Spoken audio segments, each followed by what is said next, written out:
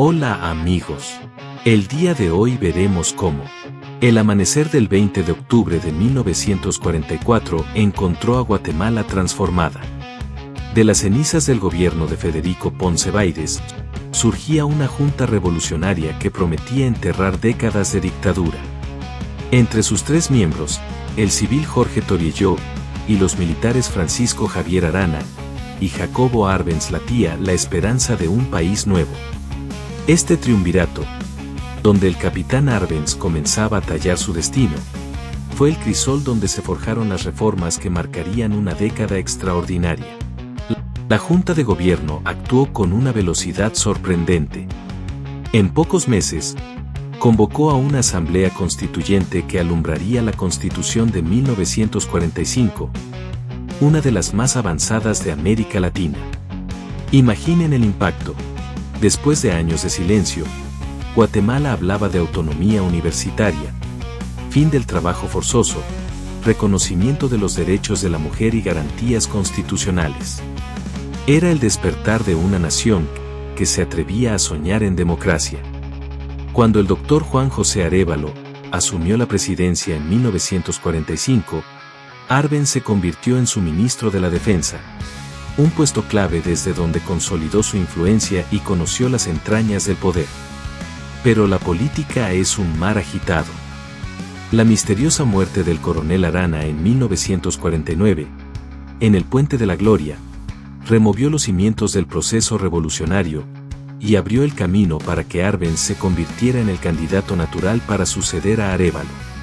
Las elecciones de 1950 llevaron a Arbenz a la presidencia con un apoyo masivo. Su discurso inaugural resonó como un trueno. Prometía transformar Guatemala de un país dependiente y semicolonial en una nación económicamente independiente. No eran palabras vacías. El nuevo presidente comprendía que la verdadera independencia requería enfrentar los monopolios que estrangulaban al país, especialmente el pulpo de la United Fruit Company. La United Fruit no era una empresa cualquiera. Poseía más del 50% de las tierras cultivables, controlaba el ferrocarril, el principal puerto y hasta la energía eléctrica. Era un estado dentro del estado, heredero de concesiones otorgadas por dictaduras anteriores.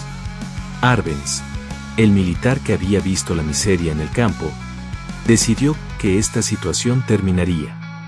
En 1952, el Decreto 900 de Reforma Agraria empezó a redistribuir tierras ociosas entre campesinos que nunca habían sido dueños de nada.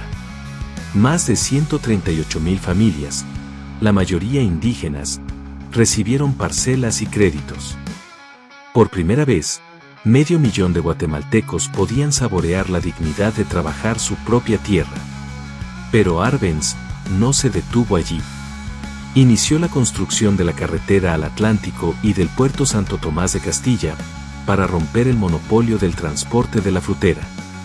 Planificó la hidroeléctrica Jurún Marinalá, para competir con la empresa eléctrica estadounidense. Soñaba con una Guatemala dueña de su destino, moderna y justa. Estas reformas, aunque moderadas, desataron una furia imparable. La United Fruit lanzó una campaña masiva en Washington, presentando a Arbenz como un títere comunista.